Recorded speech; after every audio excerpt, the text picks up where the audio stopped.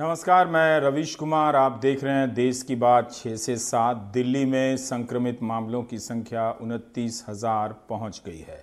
दिल्ली के उप मुख्यमंत्री मनीष सिसोदिया ने आज एक प्रेस कॉन्फ्रेंस में बताया कि दिल्ली के मुख्यमंत्री की तबीयत थोड़ी नासाज है। उन्हें गले में कुछ दिक्कतें हैं, खांसी है और शायद कल उनका कोविड-19 टेस्ट किया जाना है, लेकिन अभी वो पूरी तरह से ठीक हैं, मगर गड़बड़ी है तबीयत में, जिसकी सूचना उन्होंने दी है।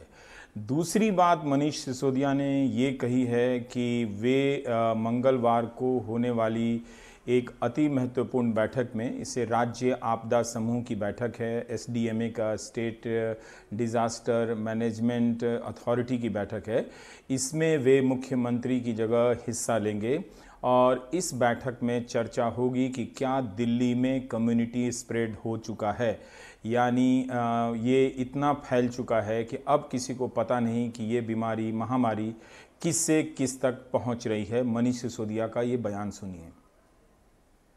क्या कोरोना कम्युनिटी स्टेज पे पहुंच गया है, कम्युनिटी स्प्रेड स्टेज पे पहुंच गया है, इस पे चर्चा होनी थी। इस बात पे चर्चा होनी थी कि अगर कम्युनिटी स्टेज पर पहुंच गया है, कम्युनिटी स्प्रेड पर पहुंच गया है दिल्ली में कोरोना, तो उसकी स्ट्रेटेजी फिर क्या होगी। इसके लिए कल सभी डेटा के साथ और दिल्ली कुछ एक्सपर्ट्स बुलाए गए हैं, एक्सपर्ट्स के साथ चर्चा होनी है। जैसा मैंने पहले बताया था, मुख्यमंत्री जी की तबीयत ठीक नहीं है, उनको थोड़ा फीवर है और उनके गले में कफ है, जो हम इसको भी सीरियसली लेके चल रहे हैं। उनका कल कोरोना का टेस्ट होना है, इसीलिए मुख्यमंत्री जी ने अपने आप को आइसोलेट किया है। अभी वो कल से कोई मीटिंग भी नहीं कर रहे हैं। आप जानते हैं कि दिल्ली के मुख्यमंत्री अरविंद केजरीवाल बाहर नहीं निकल रहे हैं। वो वीडियो के ज़रिए ही प्रेस कॉन्फ्रेंस करते हैं। उनकी अन्य दैनिक गतिविधियों की जानकारी तो नहीं है, मगर ऐसा ही लगता है कि वे कम लोगों से मिलते जुलते हैं। क्या इतनी सतर्कता के बाद भी किसी को कोरोना हो सकता है, ये पता नहीं है, लेकिन सामान्य रूप से भी इस मौसम में खांसी हो सकती है, बुखार हो सकता है, लेकिन ये टेस्ट के बाद ही पता चलेगा कि उन्हें कोरोना कोविड-19 है या नहीं है। दूसरी बात यह है कि महाराष्ट्र है, इसकी संख्या, यहाँ पर संक्रमित मामलों की संख्या 86,000 के करीब पहुँच गई है, यानी महाराष्ट्र ही अपने आप में चीन से आगे चला गया है। और भारत जो है वो संक्रमित मरीजों की संख्या के मामले में अब 5वें नंबर पर, दुनिया के 5वें नंबर का देश हो चुका है। तब हम ये समझना चाहते हैं कि एक ऐसे वक्त में जब तालाबंदी अब लगभग खुल ही चुकी है और मंदिर खोले जा रहे हैं, मस्जिद खोले जा रहे हैं, मॉल खोले जा रहे हैं और सीमाएं खुल गई हैं, हर तरह की बंदिशें अब हटा ली गई हैं, तो फिर इस तालाबंदी का हमने क्या फ़ायदा उठाया। आर्थिक नुकसान के अलावा इसकी कीमत पे क्या हमने ऐसी कोई व्यवस्था बनाई, कॉन्टैक्ट ट्रेसिंग को हमने मजबूत किया, या फिर हम शुरू में ही थोड़े कदम चलकर अपना नियंत्रण खो चुके हैं और ये महामारी अब तेज़ गति से फैलती चली जा रही है। याद रहे कि हर्ड इम्यूनिटी, झुंड प्रतिरोधी क्षमता को लेकर तरह तरह की बातें कही जा रही है। डॉक्टर लोग भी इस तरह के अनाप शनाप बातें कर रहे हैं, जिनमें से ज़्यादा वैज्ञानिक बातें नहीं हैं, तथ्यात्मक बातें नहीं हैं। इस बात का हमें ध्यान देने की बहुत ज़रूरी है। विश्व स्वास्थ्य संगठन ने भी चेतावनी दी है कि भारत में स्थिति ख़राब हो सकती है, लेकिन अब ये है कि हमने अभी तक इन 24 मार्च से लेकर अब ये जून आ गया है, 8 जून, तब भी हमने अपनी व्यवस्थाओं को इतना दुरुस्त नहीं किया कि हम जाकर इसे ठीक कर सकें। अब देखिए, न्यूजीलैंड है, ताइवान है, इन जैसे देशों ने कॉन्टैक्ट ट्रेसिंग के ज़रिए मामले को संभाला है, व्यवस्थाएं करके लॉकडाउन करने की भी नौबत नहीं आई और धीरे धीरे जो बंदिशें लगाई गई थी उनमें भी ढिलाई की गई है। न्यूजीलैंड में ग्रेड 4 की बंदिश से घटाकर ग्रेड 1 पर ले आई गई है। वहाँ पर जो तमाम बंदिशें थी उन्हें, यानी अब पहले से कहीं ज़्यादा आज़ादी है और सामान्य स्थिति में वो देश लौट आया है। बात सिर्फ आबादी की नहीं है, जहां हमारी सरकारें फेल हो जाती हैं, आपको आबादी के नाम पे घुमा टहला देती हैं। बात है व्यवस्था की। इससे लड़ने का जो तरीका था, उस तरीके पर हमने कितना काम किया। हमारे साथ परिमल हैं और शरद हैं। परिमल, हम आपसे ही जानना चाहेंगे कि अभी मैं अहमदाबाद मिरर की एक खबर देख रहा था कि रविवार को जो वहाँ गुजरात में राज्य का जो टास्क फोर्स है उसने कहा है कि अहमदाबाद जो है वो कम्युनिटी स्प्रेड यानी एक तरह से उसके चरण में प्रवेश कर चुका है। तो इसे लेकर किस तरह की गाइडलाइन है और ऐसा होने पर सरकार ने क्या नियम बनाए हैं? मार्च के महीने में लव अग्रवाल वगैरह ने ऐसा कुछ कहा था कि 20 से 30% अगर होने लगे इस तरह का जहां पर पता ही नहीं चलेगा किससे आया है तो उसे कम्युनिटी स्प्रेड करते हैं। आपने जितना अध्ययन किया है उसके हिसाब से वस्तु स्थिति क्या है परिमल? देखिए, यहाँ पर सीधे तौर पे ये बात है कि अगर हम कांटेक्ट तक नहीं पहुंच पाते हैं तो वो कम्युनिटी स्प्रेड का हिस्सा माना जाता है। जहां पर लगातार कांटेक्ट ट्रेसिंग पे जोर हो रहा है, टेस्टिंग की बात भी कही जा रही है, उसमें भी गिरावट है। और सीधे तौर पे जब कांटेक्ट ट्रेसिंग नहीं होगा, हमें पता नहीं चल पाएगा, तो फिर वो कम्युनिटी स्प्रेड का हिस्सा है। हालांकि कुछ राज्यों से ये बार बार ये खबरें आई हैं, जैसे पंजाब में एक बार कहा गया कि कम्युनिटी स्प्रेड जैसा मामला है। यहाँ पे रणदीप गुलेरिया हैं जो एम्पावर्ड ग्रुप में भी हैं, एम्पावर्ड ग्रुप 2 में, उन्होंने भी कई मौकों पर ये कहा है कि कुछ इलाकों में कम्युनिटी ट्रांसमिशन जैसी चीज है, लेकिन इसको लेकर आधिकारिक तौर पे कोई पक्ष अभी तक स्वास्थ्य मंत्रालय की तरफ से, आईसीएमआर की तरफ से नहीं रखा गया है। लेकिन एक सर्वे जरूर किया जा रहा है जिसका नाम सीरो सर्वे है, और वो 21 राज्यों के 69 जिलों में, उन 69 जिलों में किया जा रहा है, सैंपल लिया जा रहा है, बल्कि वो कंप्लीट हो चुका है। लगभग वेस्ट बंगाल का एक हिस्सा बचा हुआ है थोड़ा सा, जहां पे ये पता लग सकेगा कि वहां पर किस तरीके के हालात हैं। वो डिस्ट्रिक्ट हैं जो सबसे ज्यादा कोरोना की चपेट में है, जहां पे सबसे ज्यादा मामले जो है वो कोरोना के आ रहे हैं। तो ये एक आधिकारिक तौर पे एक कोशिश जरूर चल रही है कि उस पर कोई चीज बताई जाए, लेकिन गाहे बगाहे ये खबरें अलग अलग राज्यों से जरूर आई। जैसे गुजरात का जिक्र आपने किया, पंजाब से भी एक खबर आई थी कि वहां पर भी कम्युनिटी ट्रांसमिशन जैसे हालात हैं। तो ये कुल मिलाकर जो स्थिति है, और इस स्थिति में भी एक चीज और यहां पे जोड़ना बहुत जरूरी है कि WHO हमेशा से कहता रहा है कि टेस्टिंग, उसके बाद कॉन्टैक्ट ट्रेसिंग और आइसोलेशन, ये 3 बहुत अहम प्रक्रिया हैं। लेकिन टेस्टिंग को लेकर भी अगर हम चीजों को देखते हैं तो उस हिसाब से चीजें नहीं हो पा रही है, वो डिप हो जा रहा है। अभी 24% जो है वो टेस्ट डिप हो गया कल से, अगर आज तक में हम देखें 24 घंटों में।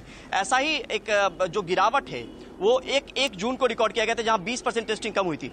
लेकिन भारत की टेस्टिंग कैपेसिटी अभी करीब 3.5 लाख की है, और हम 1.5 लाख भी टेस्ट नहीं कर पा रहे हैं। खासकर जो जानकार बताते हैं वो कहते हैं कि उन इलाकों में टेस्टिंग करने की ज्यादा जरूरत है जहां पे मामले कम आने शुरू हैं, और उन मरीजों की टेस्टिंग वहां पर होनी जरूरी है जो सीवियर एक्यूट रेस्पिरेटरी इलनेस के शिकार हो या इन्फ्लुएंजा लाइक इलनेस के शिकार हो, जिनको फीवर हो, सर्दी खांसी जुकाम हो, ताकि हम इसको बढ़ने से रोक सके। तो यहां पर टेस्टिंग को लेकर भी एक थोड़ी सी दिक्कत जरूर है, क्योंकि ये बात आधिकारिक तौर पर कई बार कही गई है कि दिल्ली बेशक 1000 से ज्यादा टेस्ट या 10,000 से ज्यादा टेस्ट की बात कह रहा है, लेकिन कई डिस्ट्रिक्ट ऐसे हैं जहां पे मामले कम हैं लेकिन उस हिसाब से टेस्टिंग नहीं हो पा रही है। और यही बड़ी बात है कि टेस्टिंग होगा तो कॉन्टैक्ट ट्रेसिंग होगी, कॉन्टैक्ट ट्रेसिंग होगी तो आइसोलेट कर पाएंगे, और उसी के जरिए आप कम्युनिटी ट्रांसमिशन को लेकर जो कवायद चल रही है वो कंटेनमेंट जोन वाले इलाकों में चल रही है, हॉट स्पॉट वाले इलाकों में चल रही है। और इस पर इस हफ्ते में ये चीजें बहुत स्पष्ट होने वाली, क्योंकि सीरो सर्वे का रिपोर्ट जो है इस हफ्ते में आ जाएगा। तो आधिकारिक बयान के तौर पर अगर इंतजार है हमें तो हो जाएगा। गाहे बगाए अधिकारियों ने कई बार ये मौकों पर कहा है कि कई जगहों पर कम्युनिटी ट्रांसमिशन हुआ है जहां पे आप कॉन्टैक्ट ट्रेस नहीं कर पा रहे हैं। परिमल, आपने जो सुबह एक डेटा भेजा था जिससे पता चल रहा है कि ऐसा क्यों है कि हर दिन 10,000 की संख्या बढ़ती जा रही है, ये इसके जरिए आप क्या कहना चाहते थे? देखिए, इसमें सीधे तौर पे अगर हम कल के टेस्ट के आंकड़ों को लेकर देखें और आज देखें तो 24% की गिरावट है, लेकिन हमने मामलों को लेकर नया रिकॉर्ड बनाया है। जो आज के मामले हैं वो पुराने मामलों को पीछे छोड़ देते हैं, वो नया वो मामला जो है वो एक रिकॉर्ड स्तर पे पहुंचा, जो 10,000 के आसपास हम पहुंच रहे हैं। तो लगातार हम ये इस बात पे भी जोर देना चाह रहे हैं कि कैपेसिटी आपके पास है, आप 3.5 लाख टेस्ट रोजाना कर सकते हैं, बावजूद इसके आप 1.5 लाख पर अभी नहीं पहुंच पाए हैं, 1.5 लाख टेस्ट भी नहीं हो पा रहे हैं। और ये बार बार हम 1,25,000 पहुंचते हैं, फिर 1 लाख पे चला आता है। ये 1 जून की बात है। आज हम 1,42,000 43,000 पहुंच जाते हैं, फिर 1,08,000 पे हम पहुंच जाते हैं। तो जब ये बात कही जा रही है WHO की तरफ से, और जानकार भी बताते हैं कि टेस्टिंग के बिना दूसरा कोई उपाय नहीं है, दूसरा कोई मैकेनिज्म नहीं है इसको पकड़ने को लेकर, तो फिर ये गिरावट क्यों, जबकि आपके पास ये कैपेसिटी है। हालांकि दिल्ली के मुख्यमंत्री ने ये चिंता जरूर जाहिर की एसिम्प्टोमेटिक लोगों को लेकर कि सब लोग टेस्ट करवाने जाएंगे तो सिस्टम कोलैप्स हो जाएगा, क्योंकि हमारी उतनी क्षमता नहीं है, और सबसे बड़ी प्राथमिकता हमारी है कि लोगों की जान बचाना। तो जो एसिम्प्टोमेटिक है उनको ज्यादा चिंता करने की जरूरत नहीं है। लेकिन यहां पर एक जोर देने की बात जरूर है, खासकर उन इलाकों में, उन डिस्ट्रिक्ट में। दिल्ली को लेकर अगर एग्जांपल माने, जिस डिस्ट्रिक्ट से मामले कम आ रहे हैं लेकिन मामले अगर आ रहे हैं तो वहां पर उन लोगों के टेस्ट होने की ज्यादा जरूरत है जो लोग जिनको फीवर हो, जिनको खांसी जुकाम हो, जिनको आम भाषा में, टेक्निकल भाषा में कहें तो ईली, इन्फ्लुएंजा लाइक इलनेस या सीवियर एक्यूट रेस्पिरेटरी इलनेस के मरीज बोलते हैं, तो वहां पर अगर हम करेंगे तो हम रोकथाम करने में ज्यादा सजग होंगे, सफल होंगे। तो ये चीज कवायद के तौर पर होनी जरूर चाहिए। ठीक है। हमारे साथ शरद हैं। शरद, अभी मैं आपके पास आ रहा था तो किसी दर्शक ने हमें लिखा है कि वो 20 वर्षों से दिल्ली में रह रहे हैं, लेकिन उनके पास दिल्ली के सारे कागजात हैं, मगर उनकी माँ जो जमशेदपुर की हैं, दिल्ली में उनके साथ रहती हैं, अगर वो बीमार हो जाएं तो क्या उन्हें अस्पताल में भर्ती नहीं कराया जाएगा? मैं ये जानना चाहता हूं कि दिल्ली सरकार का ये जो फैसला है, जिसे लेकर इतनी आलोचना हो रही है, इसके बारे में आपने मंत्रियों से बात की है तो क्या सूचना मिली है? ये अभी हम जब शरद से प्रश्न कर रहे थे तभी ये खबर आई है कि जी शरद आप बोलें जी। हाँ, मंत्रियों ने क्या कहा है, सरकार ने क्या कहा है, वो बात थोड़ी पुरानी हो गई है। मैं अभी की खबर दे दूं, जैसे आप बता रहे हैं कि दिल्ली के उपराज्यपाल अनिल बैजल ने दिल्ली सरकार का वो फैसला पलट दिया है जिसमें ये कहा गया था कि दिल्ली के अंदर जो दिल्ली सरकार के अस्पताल हैं, जो प्राइवेट अस्पताल हैं, उसमें अब केवल दिल्ली के निवासियों का ही इलाज होगा। दिल्ली में जो रह रहे हैं, जो रेजिडेंट ऑफ दिल्ली हैं, उनका ही इलाज होगा। ये जो आदेश दिया गया है, इसमें उन्होंने उपराज्यपाल की हैसियत से आदेश नहीं दिया है, क्योंकि उपराज्यपाल की हैसियत से वो आदेश नहीं दे सकते हैं, क्योंकि हेल्थ जो है उनका अधिकार क्षेत्र नहीं है।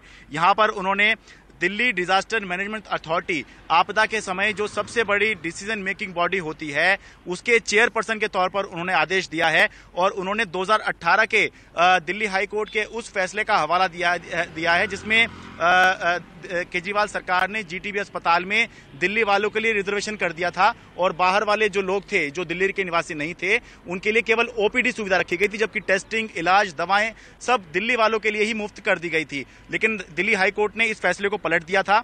तो अब उपराज्यपाल अनिल बैजल ने अपने आप को chairperson of Delhi disaster management authority के अध्यक्ष के तौर पर ये आदेश जारी किया है कि दिल्ली में किसी को भी इस आधार पर ट्रीटमेंट डिनाई ना किया जाए कि वो दिल्ली का निवासी नहीं है।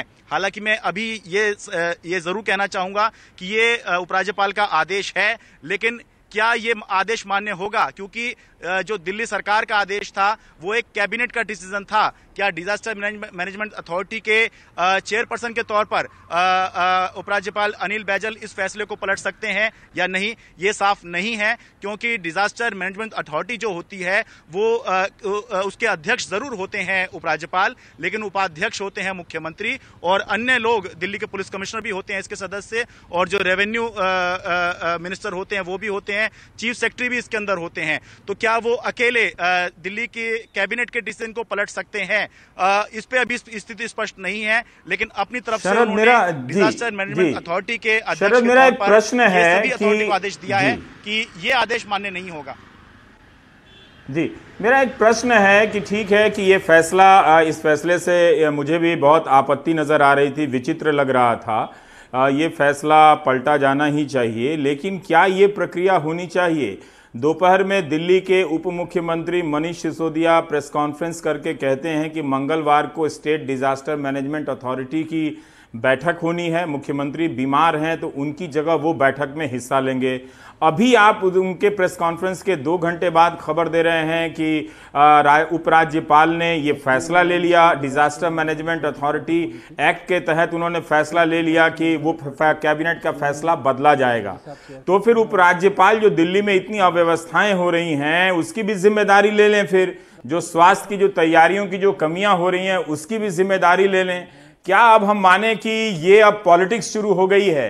देखिए, पॉलिटिक्स वो लोग करते रहे हैं, वो करें, लेकिन आम जनता जो मर रही है सड़कों पर, इस अस्पताल से उस अस्पताल तक ले जाने में, इस राजनीति से तो उसको तो कोई फायदा नहीं हो रहा है। हो सकता है केजरीवाल जी को फायदा होता हो, या हो सकता है अनिल बैजल जी को फायदा होता हो, लेकिन ये क्या प्रक्रिया है कि जब मंगलवार को बैठक होनी थी तो उस बैठक के मुखिया के तौर पर इन्होंने खुद से फैसला ले लिया।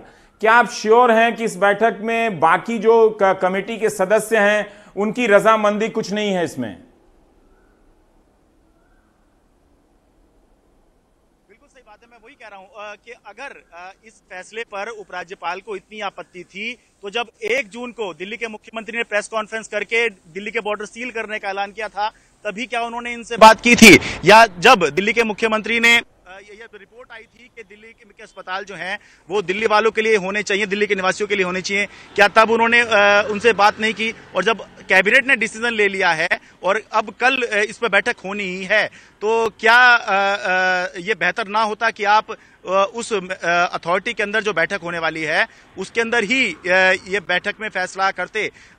हमें याद आ रहा है कि जब 2015 जब अरविंद केजरीवाल दूसरी बार मुख्यमंत्री बनकर आए थे तो इस तरह के फैसले जारी करना और उनको उपराज्यपाल की तरफ से खारिज करना ये हमने बहुत देखा है, लेकिन हाल फिलहाल के समय में हमने ऐसा कुछ नहीं देखा। हमने ये देखा है कि सरकार कुछ फैसला करती है, उपराज्यपाल आपत्ति नहीं करते, और उपराज्यपाल कुछ फैसला करते हैं तो चुनी हुई सरकार कोई आपत्ति नहीं करती है। लेकिन ये एक बार फिर से यही जो पुरानी कहानी है हम फिर से दोहराते हुए देख रहे हैं। तो इसलिए मैं कह रहा हूं कि उपराज्यपाल ने आदेश जरूर दिया है और अपनी तरफ से वो पलटा हुआ जरूर इसको मान रहे हैं। आदेश दे दिया गया है सभी अथॉरिटीज को, सभी मंत्रालयों को, सभी डिपार्टमेंट्स को कि किसी को भी इस आधार पर एडमिशन डिनाई ना किया जाए, ट्रीटमेंट डिनाई ना किया जाए कि वो दिल्ली का निवासी नहीं है। लेकिन क्या एक आपदा के समय में जो अथॉरिटी बनती है, state disaster management authority, Delhi disaster management authority, क्या उसके मुखिया अपने खुद से ही फैसला कर सकते हैं?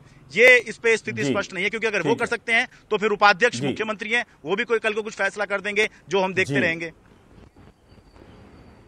जी, हम इस कानूनी पहलू के बारे में मुझे जानकारी नहीं है। शरद भी आशंकित हैं कि कुछ भी ठोस तरीके से कहा जाए कि नहीं, कि डिजास्टर मैनेजमेंट एक्ट क्या इतना पावर देता है कि एक राज्य के कैबिनेट के फैसले को पलट दे। ये ज़रूर है कि वो एक ऐसा फैसला है कि जिससे हम भी सहमत नहीं हैं, लेकिन क्या आप जिससे सहमत नहीं हैं उसे निरस्त करने की प्रक्रिया लोकतांत्रिक नहीं होनी चाहिए? वो प्रक्रिया कम से कम विश्वसनीय नहीं होनी चाहिए, लगे कि हाँ लोकतांत्रिक संस्थाओं की मर्यादा का पालन किया जा रहा है। अब क्या दिल्ली की जनता इस तरह के फुटबॉल मैच में व्यस्त कर दी जाएगी तबलीग जमात के समय की तरह और पाकिस्तान चीन की सीमा विवाद के समय की तरह?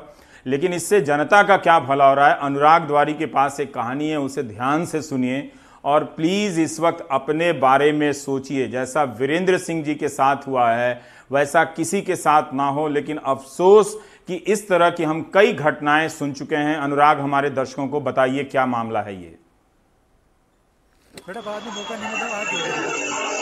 ये 5 दिन वीरेंद्र जो मूलतः भोपाल के रहने वाले हैं, दिल्ली के मयूर विहार इलाके में रहते हैं, और इनके परिवार का कहना है कि दिल्ली में इनको 8 दिनों पहले बुखार आया। आसपास की दुकानों से उन्होंने कुछ दवाइयां ली, लेकिन हालात नहीं सुधरे। 5 दिन तक दिल्ली के अलग अलग अस्पतालों में वो दौड़ते रहे, बावजूद इसके वहां ना उनका कोरोना टेस्ट हुआ, ना समुचित इलाज मिला। उनके भाई यहाँ पे रहते हैं, जेपी अस्पताल है सरकारी, उसमें लैब टेक्नीशियन है। उन्होंने कहा कि आप यहाँ आ जाइए। उनका छोटा बेटा वो यहीं पर था, तो पिता यहाँ पर आ गए भोपाल एक्सप्रेस से, और उसी दिन उन्होंने सबसे पहले तो उनकी जांच कराई और उसके बाद उनको हमीदिया सरकारी अस्पताल भेज दिया गया। वहां जब वो गए तो उनका ऑक्सीजन का लेवल 35 हो गया, जो 90 के ऊपर होना था। तो उसके बाद फौरन बाद उनको सबसे पहले ऑक्सीजन दिया गया, हालात नहीं सुधरे, उनको वेंटिलेटर पर रखा गया और बाद में उनको आईसीयू में भेजा गया। लेकिन रविवार सुबह उनकी मौत हो गई। अब सोचिए उस परिवार की कहानी कि बेटा उनका मुखाग्नि देने गया और उसके बाद सीधे उसको चिरायू अस्पताल में क्वारंटीन कर दिया गया। ये खबर जब उनकी मां ने दिल्ली में सुनी तो उनको दौरा पड़ा। पहले उनको बताया गया कि लाल बहादुर शास्त्री अस्पताल दिल्ली में ले जाया गया, वहां उनका इलाज नहीं हुआ। 15 साल की बेटी है, वो उनको लेकर दौड़ी नोएडा में, और नोएडा के एक आइसोलेशन वार्ड में माँ है, बिटिया को अकेले 15 साल की बच्ची घर में क्वारंटीन है, भाई उसका यहाँ पर क्वारंटीन है और पिता की मौत हो चुकी है। जी, और हम इनके भाई का भी बयान सुनते हैं जो उन्होंने भेजा था आपको। क्या कहते हैं? मेरी बात नहीं हो पा रही, हाँ आइसोलेशन में है मेरी मॉम और कोई कांटेक्ट नहीं हो पा रहा मेरी मॉम से। बस उसी की टेंशन है, मेरी मॉम की क्या हालत है, क्या तबीयत है। बस एक वही है,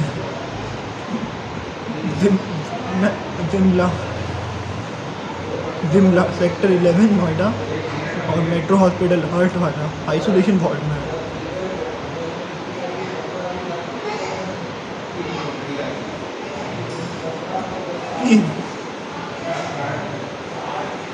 सर मैंने एक को खो दिया, दूसरा नहीं खो रहा। आता।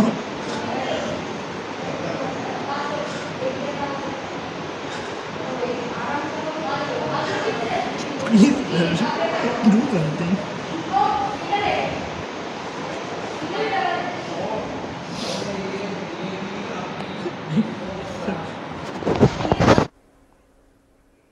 तो एक माफ़ कीजिएगा, ये इनके बेटे हैं जो बता रहे थे कि उनके पिता के साथ क्या क्या हुआ है। इस तरह के रोज़ 2-3 केस आ रहे हैं जिनमें ये शिकायतें हैं कि अस्पताल वाले टेस्ट नहीं कर रहे हैं, टेस्ट के लिए यहाँ से वहाँ भटक रहे हैं। तो चीज़ें जो हैं वो तकरार वाली बातों की तरफ जा रही हैं जिसमें आपको ऊर्जा मिलती है, किक मिलता है, लेकिन व्यवस्था ठीक नहीं होती। 70-72 दिन हो गए, एक मामूली सा अब हम दिल्ली के बीच में अस्पतालों की सुविधा को इतनी बेहतर नहीं कर पाए कि लोगों को कम से कम तकलीफ हो। जो सरकारी अस्पतालों के भीतर जा रहे हैं वो तरह तरह की शिकायतें कर रहे हैं। अब उसका भी कारण पूछिए, जब आप नहीं पूछे, इतना मजा आ रहा था व्हाट्सएप की मीम में, तो उसी को देखिए, उसी को खाइए, उसी को पीजिए। वरना पूछिए कि जिस दिल्ली शहर में केंद्र सरकार अपने अस्पतालों में 6,000 करोड़ से ज्यादा खर्च करती है, दिल्ली सरकार का जो स्वास्थ्य बजट है वो 7,000 करोड़ से ज्यादा है, उस जगह पर जहां सिर्फ मामलों की संख्या अभी 29,000 तक पहुंची है, अस्पतालों की व्यवस्था इतनी क्यों खराब है, क्यों इतने लीकेजेस हो रहे हैं? और अब ये राजनीति हो रही है तो अब सारा मामला इस बड़ी हेडलाइन में चला जाएगा।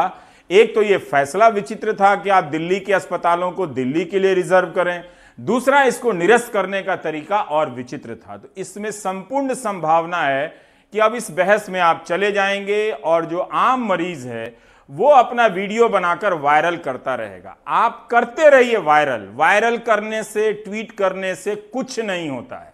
आप ट्विटर पर जाके देखें, 20 मुद्दों के ट्रेंड कराए गए हैं, 70,000 ट्वीट, 80,000 ट्वीट। सिर्फ एक ही चीज में होता है, किसी को आईटी सेल से धमकाना हो, बदनाम करना हो, उस पर किसी तरह के झूठे मामले बना देने हो, इसके अलावा किसी चीज का असर नहीं होता है। अगर आप इतनी सी बातों को नहीं समझने की जिद कर चुके हैं तो फिर आप उन लोगों से बात कीजिए जो ट्विटर पे ही जाकर लिख रहे हैं कि वो अपनी मां को लेकर इस अस्पताल से उस अस्पताल तक घूमते रहे। प्राइवेट अस्पताल का ऐप में दिखाता था खाली है, प्राइवेट अस्पताल वाले कहते थे कि भरा हुआ है। तो ये पता चल रहा है कि केंद्र और राज्य के बीच में जो संवाद होनी चाहिए थी वो सिर्फ ऊपर थी थाली बजाने के मामले में कि हम देश में एक हैं। क्योंकि अगर थाली बजाने के मामले का विरोध कर देंगे तो 10 लोग पीछे पड़ जाएंगे कि आप इस धर्म का विरोध कर रहे हैं, उस धर्म का विरोध कर रहे हैं। तो वो एक एकता का माहौल बनाया गया। लेकिन असली एकता, टीम वर्क हमें इन मामलों में चाहिए थी कि आप दिल्ली के जो केंद्र के जो सरकार के अस्पताल जैसे आरएमएल है, एम्स है, सफदरजंग है, एम्स झज्जर है, इनकी क्या भूमिका है दिल्ली में, ये क्यों नहीं लीड कर रहे हैं? फिर दिल्ली के जो अपने अस्पताल हैं उनको लेकर जो सवाल हैं, इस पर अब बात नहीं हो रही है। तो इस फुटबॉल मैच में हम और आप पिसने वाले हैं। इसमें अब कोई बचा नहीं है। बड़े बड़े समृद्ध परिवार के लोग भी यहाँ वहाँ फ़ोन करते रह रहे हैं और दिन के उनके 7 से 8 घंटे खराब होते जा रहे हैं। तो हम इस स्थिति में पहुँच गए हैं। आलम यह है कि अब प्रेस कॉन्फ्रेंस भी नियमित रूप से होनी बंद हो गई है। ब्रेक के बाद जब हम लौटेंगे तो इस पर बात करेंगे।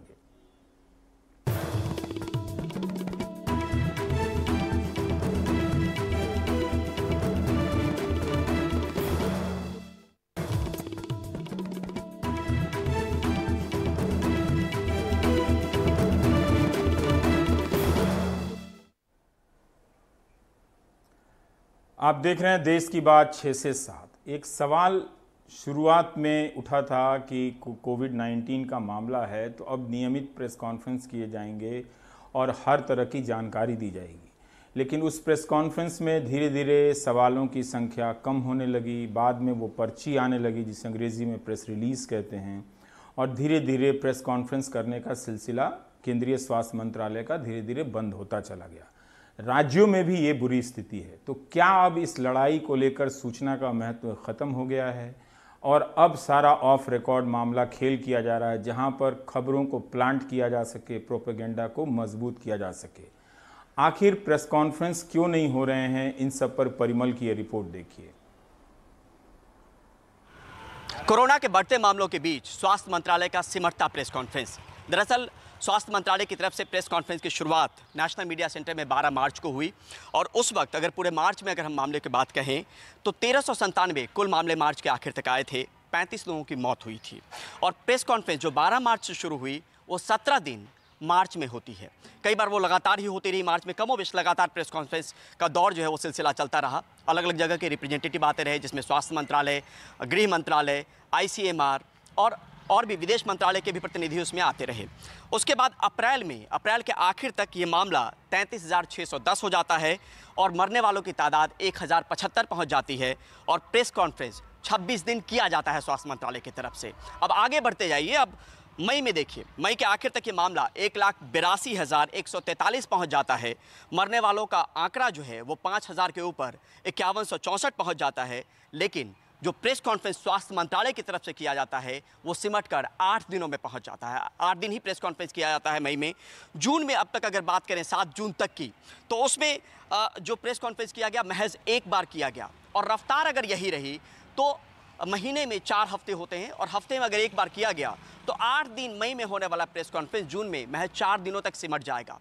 अब यहाँ पर सबसे बड़ा सवाल हम जैसे पत्रकारों के लिए है कि उनके मन में जब रिकॉर्ड नए नए गढ़े जा रहे होंगे आंकड़ों के तौर पे, मरने वालों की तादाद बढ़ रही होगी, सवाल बहुत ज़्यादा लाजमी है कि सवाल बहुत मन में उठे और सवाल का जवाब इसी प्रेस कॉन्फ्रेंस के जरिए मिलता है। आमतौर पे आपसे कोई उस तरीके से बात मीडिया पे करेगा नहीं, कैमरे पे बात नहीं करेगा और आपके पास ये संभावना होती है प्रेस कॉन्फ्रेंस में कि आप अपने सवालों को पूछ सकते हैं और उनका जवाब उस वक्त आपको मिल सकता है। लेकिन जिस हिसाब से रिकॉर्ड मामले बढ़ रहे हैं, मरने वालों की तादाद बढ़ रही है और उस हिसाब से जिज्ञासाएं भी हम जैसे पत्रकारों की बढ़ेगी और लोगों की भी जिज्ञासा बढ़ेगी और जब लोगों की जिज्ञासाएं बढ़ेंगी तो बतौर पत्रकार हमारी जिम्मेदारी बनती है कि हम उसको शांत करें और हमारे पास जब जवाब आएगा तभी उन सवालों के जवाब हम तलाश पाएंगे, दे पाएंगे। लेकिन जब मीडिया ब्रीफिंग ही सिमट जाएगा, मीडिया ब्रीफिंग ही आपको लगातार जो है होने वाला प्रेस कॉन्फ्रेंस वो अगर सिमट जाता है, वो नहीं किया जाता है तो फिर आपके सवालों के जवाब नहीं मिलेंगे।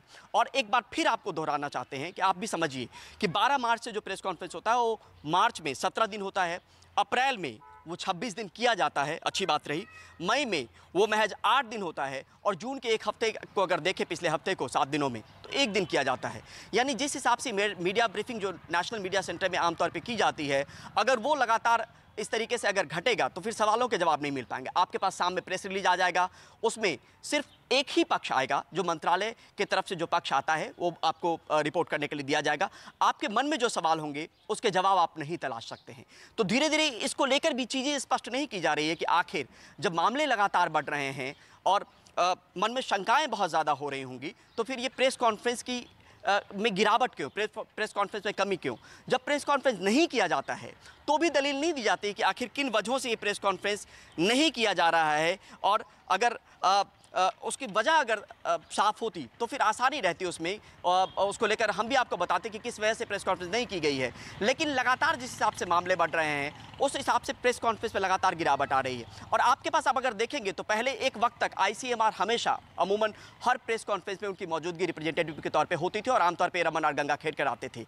लेकिन वो भी धीरे धीरे सिमटता सा चला गया। कई टेक्निकल जवाब होते हैं जिसमें जो ज्वाइंट सेक्रेटरी हैं स्वास्थ्य मंत्रालय को सीधे तौर पे पहले कहते थे कि ये जवाब ICMR की तरफ से आएगा क्योंकि वो टेक्निकल क्वेश्चन है। लेकिन अगर टेक्निकल क्वेश्चन का जवाब देने वाला कोई नुमाइंदा मौजूद नहीं होता है तो फिर आप सोचिए कि आपके सवाल का जवाब ही नहीं मिल पाएगा। तो ये पिछला जो प्रेस कॉन्फ्रेंस हुआ है पिछले हफ्ते में, उसमें हालांकि ICMR की तरफ से एक रिप्रेजेंटेटिव आई हुई थी और उन्होंने सवालों के जवाब भी दिए। लेकिन यहाँ पर सीधे तौर पर प्रेस कॉन्फ्रेंस करने के पीछे मकसद ये था कि लोगों को ये बताया जाए पत्रकारों के माध्यम से कि आखिर हमारी रणनीति क्या है, हम क्या कर रहे हैं और लोगों को कम से कम थोड़ा सा कूल किया जाए, क्योंकि बढ़ते मामलों के बीच लोगों की चिंताएं भी बढ़ रही थी और सरकार की भी अपनी चुनौती थी। लेकिन यहाँ पर आपके पास एक जरिया होता था जिस जरिए के जरिए आप सवालों का जवाब तलाश सकते थे, लेकिन आप उस पर धीरे धीरे विराम लगाया जा रहा है और यही रफ्तार रही 17 दिन, उसके बाद 26 दिन, 8 दिन और इस महीने को अगर देखें, अगर यही इसी तरीके से अगर प्रेस कॉन्फ्रेंस होता है तो महज 4 दिन प्रेस कॉन्फ्रेंस स्वास्थ्य मंत्रालय की तरफ से किया जाएगा और उसमें 4 दिन में आपके कितने सवालों के जवाब मिल पाएंगे, कितने सवाल होंगे वो पता नहीं है। लेकिन यहाँ पर प्रेस रिलीज के जरिए ज़रूर कोशिश की जाती है स्वास्थ्य मंत्रालय की तरफ से कि अपना पक्ष रखा जाए, लेकिन एक दूसरा पक्ष जो हम जैसे पत्रकारों का पक्ष है, सवाल के जरिए अपनी चीज़ों को जानने का जो पक्ष है, जो जनता के प्रति जो हमारी जवाबदेही है, उसको लेकर दिक्कत ज़रूर आ रही है, क्योंकि जब प्रेस कॉन्फ्रेंस नहीं होती तो कोई आपसे बात नहीं करना चाहेगा, कोई आपसे खुलकर कैमरे पे बात नहीं करता है, और यही एक ज़रिया होता है जहाँ पे अपने सवालों के जवाब आप तलाश सकते हैं। लेकिन वो ज़रिया भी धीरे धीरे दम तोड़ता जा रहा है, मरता जा रहा है। परिमल की ये रिपोर्ट बहुत अच्छी लगी, और आप देखें कि अगर ये प्रेस कॉन्फ्रेंस हो रही होती तो आज पूछा जा सकता था कि दिल्ली में कम्युनिटी स्प्रेड या ट्रांसमिशन की स्थिति है या नहीं, अहमदाबाद में है या नहीं, टेस्ट में क्यों 3 लाख की क्षमता है हम 1.5 लाख कर पा रहे हैं, क्यों हर दिन 10-10 हज़ार से के औसत से संख्या। तो बहुत सारे सवाल थे जो नहीं पूछे जा रहे थे। अब गुरुग्राम में middle class super power house, बड़ी बड़ी बिल्डिंगें, वहाँ पर देखिए अनलॉक 1 के बाद से 1300 से अधिक मामले आ गए, 243 केस अभी आने की सूचना हमारे सहयोगी ने दी है। तो इस तरह से अगर केस बढ़ते चले जाएंगे, अगर हम इससे प्रभावित नहीं हैं तो फिर हमने ये तालाबंदी क्यों की, इतने लोगों की नौकरियों और ज़िंदगी को दांव पर क्यों लगाया। गाज़ियाबाद में एटलस साइकिल के बाद एक ऑटो गियर्स कंपनी बंद हो गई है, 186 मजदूर सड़क पर आ गए हैं।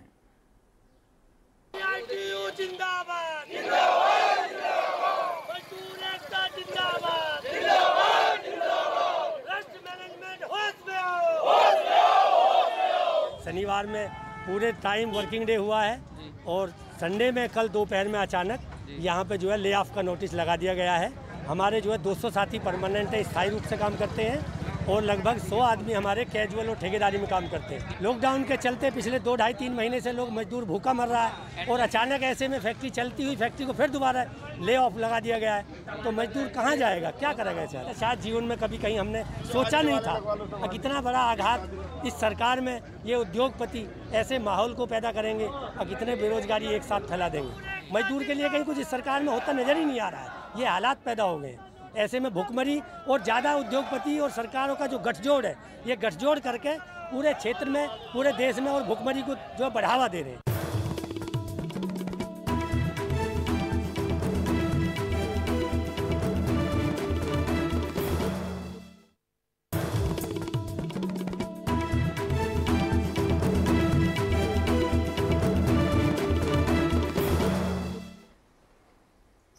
आप देख रहे हैं देश की बात 6 से 7 मॉल खोल दिए गए हैं, दुकानें खोल दी गई हैं, और दूसरी तरफ मामलों की संख्या बढ़ती चली जा रही है।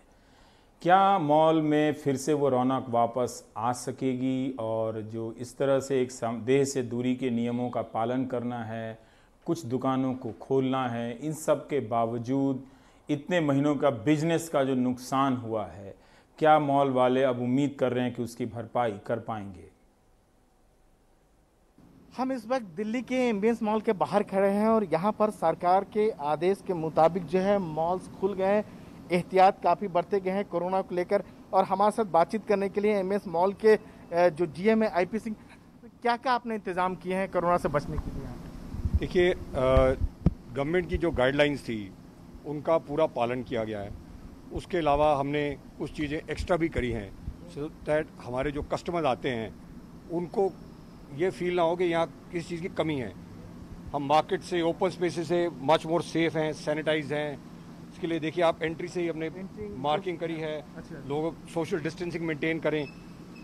एंट्री पे अगर आप नॉर्मल देखें तो हमने मैट्स लगाई हैं। ये मैट्स के ऊपर मेडिसिन डाली जा रही है, कस्टमर इस पर खड़ा होता है ताकि जो नीचे उसके जर्म्स कीटाणु हैं वो इस मेडिसिन से किल हो जाएं। और ये आप हमारे कार्ड्स हैं। अच्छा, तो आपका टेम्परेचर चेक करते हैं। अगर टेम्परेचर अगर किसी का अधिक है तो उसको अंदर जाने का टेम्परेचर ज़्यादा, तो हम उनको बोलते हैं सर आप वेट करिए, कई बार थोड़ा ज़्यादा है, दोबारा चेक करते हैं। देन अगर नहीं होता फिर उनको हम वापस भेज देते हैं। आप मास्क के बिना, और अगर किसी का टेम्परेचर ज़्यादा हम अलाउ नहीं करते किसी को अंदर आने के लिए। ऑटोमेटिक डिस्पेंसर रखा हुआ डिस्पेंसर है। आप नीचे हाथ रखें तो ऑटोमेटिक आपके ये सैनिटाइज हो रहे हैं आप। और यहाँ पर आपने एक्सरे का है, अगर किसी का बैग आता है हाँ, उसको भी चेक किया जाता है। कितने लोग एक साथ आ पाएंगे? क्या समय जो यहाँ पर शॉप है सब लोग एंट्री कर सकेंगे? लोगों ने आना शुरू कर दिया। देखिए, अभी आज तो खुली है मॉल, मेरे ख्याल दिल्ली की बाकी मॉल्स अभी खुली नहीं है, तो अभी कस्टमर बहुत स्लो हैं। लेकिन आस्ते आस्ते हम देख रहे हैं जिससे जितने हम एक्सपेक्ट कर रहे थे उससे ज़्यादा हैं। लोग आ रहे हैं, मतलब दैट शोज के लोगों में कॉन्फिडेंस है मॉल्स में आने के लिए, क्योंकि मॉल्स ने बहुत कुछ काम किया, सारी मॉल्स ने किया है। एक चीज़ बता सकते हैं कि लगभग जो पूरे 2.5 महीने जो पूरे सब बंद रहे, कितना लगभग नुकसान हुआ होगा? क्या लोगों को कुछ निकाला गया है, सैलरी कट हुआ है, क्या कुछ बता सकते? नहीं, देखिए नुकसान तो मॉल का और स्टोर्स का हुआ ही है, सेल्स नहीं है, रेवेन्यू नहीं है, मॉल का भी बहुत नुकसान है, क्योंकि मॉल इटसेल्फ एंड स्टोर एक टीम है। सो जब किराया भी बहुत देना पड़ रहा होगा सबको, कैसे क्या उसका? देखिए हमने स्टाफ कोई निकाला नहीं है, हमारा जितना स्टाफ था उतना ही स्टाफ है। हमारी कंपनी ने एक डिसीजन लिया है, किसी को निकालेंगे नहीं। लेकिन अभी कोरोना तो और ज़्यादा बढ़ रहा है, खतरा और ज़्यादा है। देखिए खतरा तो है, गवर्नमेंट ने सोच समझ के ही अलाउ किया खोलने के लिए, लेकिन मॉल्स मार्केट स्पेस से बहुत सेफ है। ये थे आईपी सिंह एम्बियंस मॉल के, जिनका ये कहना है कि मॉल्स के अंदर जो है सुरक्षा के तमाम इंतजाम किए गए हैं, किसी भी तरह कोरोना ना पड़े। और इनका ये कहना है कि बाजार की तुलना में अगर बात करें तो मॉल जो है काफ़ी हद तक जो है ठीक है, जहां कस्टमर आ सकते हैं। नई दिल्ली में कैमरामैन सुशील राठी के साथ राजीव रंजन, एनडीटीवी इंडिया। और अब हम एक ब्रेक लेंगे। ब्रेक के बाद जब लौटेंगे तो बात करेंगे उत्तर प्रदेश में पत्रकारों के खिलाफ एफआईआर करने की प्रवृत्ति पर।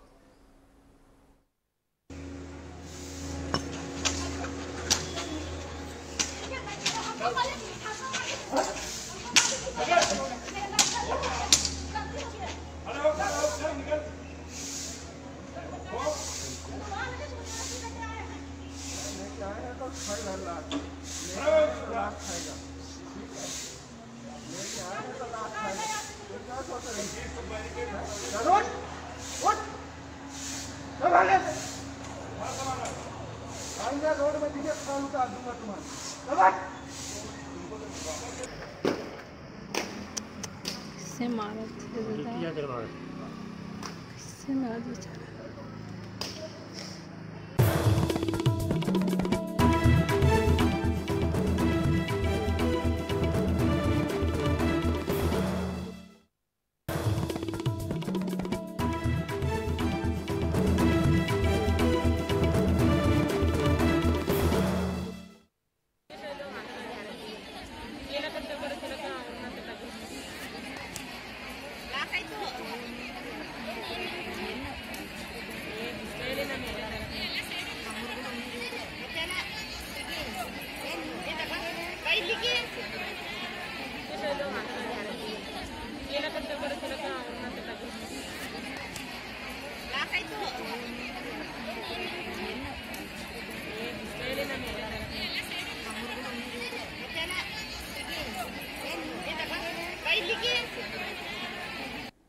तो आपने ये जो तस्वीरें देखी हैं वो बेंगलुरु के गोकुलदास एक्सपोर्टर की है, जो टेक्सटाइल के रेडीमेड गारमेंट के बड़े एक्सपोर्टर माने जाते हैं, और उनकी कंपनी में काम ठप हो गया है। हज़ारों की संख्या में, सैकड़ों की संख्या में मज़दूर बेरोज़गार हो गए हैं। गाज़ियाबाद से भी खबर आपने देखी ही। ये वो खबरें हैं जिन्हें आप किसी भी तरीके से प्रोपेगेंडा के ज़रिए भी अगर आप पीछे धकेल दें तो भी जिनकी नौकरी गई है, जिनके पास ईएमआई देने के पैसे नहीं हैं, वो भुगत रहे होते हैं, उन खबरों को खुद ही रिपोर्ट कर रहे होते हैं, खुद ही पढ़ रहे होते हैं। इसलिए कोई ख़ास फ़ायदा नहीं है इन खबरों को रोकने का, इन खबरों को दबाने का। बहुत से लोग इतने आहत हो चुके हैं, इतने परेशान मानसिक स्थिति में, जब तब मैसेज कर देते हैं कि ईएमआई देने के पैसे नहीं हैं, सरकार से आप कहिए। अब मैं कहाँ से दिलवा दूँ सरकार की? अब जो आपको एक दूसरी बात बतानी है कि जो पत्रकार इस दौरान रिपोर्ट कर रहे हैं उन्हें किस किस तरह से परेशान किया जा रहा है। आपने देखा कि स्वास्थ्य मंत्रालय प्रेस कॉन्फ्रेंस नहीं कर रहा है। फिर अब आप देखिए उत्तर प्रदेश से ये जो तस्वीरें आई हैं, ये फतेहपुर से जो पत्रकार हैं, उनके पत्रकार संगठन हैं, वो लोग गंगा और यमुना नदी में उतरकर इस तरह से होर्डिंग बैनर लेकर प्रदर्शन कर रहे हैं। मामला ये है कि अजय भदौरिया हैं वहाँ के प्रेस एसोसिएशन के अध्यक्ष, उनके खिलाफ एफआईआर में लिखा गया है कि ट्विटर पर फर्जी खबर चलाई है कि फतेहपुर में कम्युनिटी किचन बंद हो गया, और जो कि बंद नहीं हुआ था। इनकी खबर से वहाँ अफरा तफरी मच गई और महामारी फैलने की संभावना प्रबल हो गई। अगर ये आधार था तो न जाने कितने जगहों पर मेले हुए, विधायकों के यहाँ तमाम तरह से आना जाना हुआ, वहाँ पर एफआईआर नहीं होती है, लेकिन एक पत्रकार के लिए एफआईआर करते हैं। यह भी आरोप लगाया गया कि 20 साल से अध्यक्ष हैं, कई तरह के वसूली करते हैं। लेकिन न्यूज लॉन्ड्री ने एफआईआर की पड़ताल की है और लिखा है कि जो एफआईआर में जो प्रसंग लिखा है वो प्रसंग उन्होंने ट्वीट नहीं किया। 12 मई को जो ट्वीट किया उसमें वो कम्युनिटी सेंटर बंद होने की बात कह रहे हैं, लेकिन उनके ट्वीट का सदर तहसील के कम्युनिटी किचन से कोई लेना देना नहीं है। उन्होंने अपने ट्वीट में साझा किया था कि बुजुर्ग दंपति का वीडियो साझा करते हुए लिखा था कि नेत्रहीन वृद्ध दंपति आदर्श गांव रामपुर के हैं, इनको खाने के लिए भोजन नहीं, कभी कभी मांग कर खाते हैं, खाली पेट सो जाते हैं। अधिकारियों को अवगत कराया परंतु विजयपुर में चलने वाले कम्युनिटी किचन से एक भी खुराक इन्हें नसीब नहीं हुआ। एक भी खुराक चलने वाले, इन्होंने कहीं नहीं लिखा कि यह कम्युनिटी किचन भी बंद हो गई है, इन्होंने लिखा कि वहां जो किचन चल रही है उससे एक भी खुराक नहीं मिला। अब यह कैसे सरकार की छवि को नुकसान पहुंचाना हो गया और एक पत्रकार के खिलाफ एफआईआर कर दिया गया। तो आप देख भी रहे हैं कि बहुत सारे पत्रकारों की नौकरियां चली गई हैं। आप वेबसाइट पे जाइए तो खबरें सूख गई हैं, सिकुड़ गई हैं, 2-3 खबरें हैं और नतीजा क्या हो रहा है कि आप वीडियो बनाकर वायरल कर रहे हैं। तो करते रहिए, उससे कुछ होने जाने का नहीं है। जब पत्रकारिता का सिस्टम, इकोसिस्टम और उसके भीतर का सिस्टम ध्वस्त हो जाएगा तो मिलेगा झुंझुना। और इसी तरह की खबरें कि दिख लीजिए कि मंदिरों में लोग चले गए हैं, ये कितनी बड़ी खबर है कि उसको हम भी दिखा रहे हैं कि मंदिर खुल गए हैं, अब लोग आने जाने लगे हैं। लेकिन फर्जी एफआईआर हो रहे हैं, लोगों पर केस हो रहा है, फैक्ट्रियां बंद हो रही हैं, लोगों की नौकरी जा रही है, ईएमआई के पैसे तक नहीं है लोगों के। कितनी परेशानी में इस वक्त लोग हैं, इसका कहीं कोई हिसाब किताब नहीं है, इस पर कहीं भी साफ साफ बात नहीं है।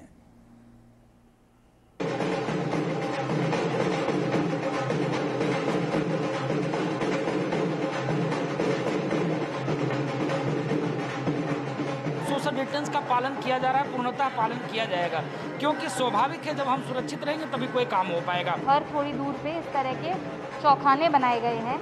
ये देखिए, ये जो स्क्वायर्स हैं तो ये निर्धारित करने के लिए क्या, यदि आप यहाँ पर लाइन भी लगा रहे हैं तो दूरी बना करके लाइन लगाएं इस तरह से। जनता के और लोगों से भाव भी है भगवान के प्रति, पर लोग जैसे हम गवर्नमेंट की गाइडलाइन है 10 मंदिर कैपेसिटी 5 की उसी हिसाब से छोड़ा जाएगा और खाली भगवान के दर्शन करके मंदिर के अंदर से वापस एक फुल पर सेकंड के बाद मंदिर से उनको बाहर। और आज के टाइम में भगवान हनुमान जी संकट मोचन है, वो आपको सबको आशीर्वाद देंगे कि बीमारी से निजात पाई जाए।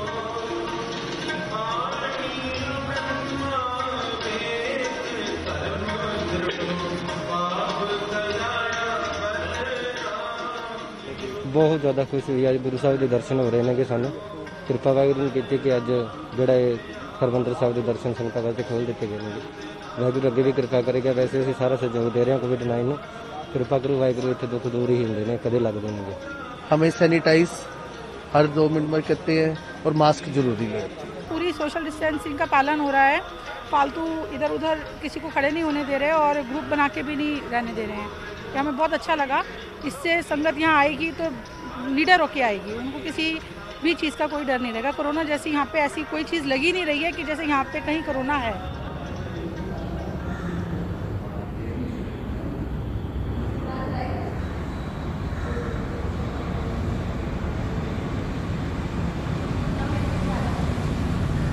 सरकार की तरफ से एडवाइजरी थी और जिस तरीके से एक मैप तैयार किया गया है, जो आप अभी देखेंगे कि किस तरीके से डिस्टेंस को बरकरार रखते हुए लोग नमाज अदा करेंगे। आप देख रहे हैं कि ये सफ़ों के अंदर भी डिस्टेंस रखा गया है। एक सफ़ ये है और तो दूसरी तरफ उसके बाद खाली है, फिर तीसरी सफ़ उसके बाद बनेगी। तो डिस्टेंस का काफ़ी ख्याल रखा गया है ताकि किसी को वायरस नहीं लग सके। हमने यहाँ से ये भी ऐलान किया है कि अपने घरों से वुजू कर आएं, सिर्फ यहाँ फर्ज अदा करें और फर्ज अदा करने के बाद फौरन अपने घर चले जाएं और सुन्नतें भी अपने घरों पर ही अदा करें।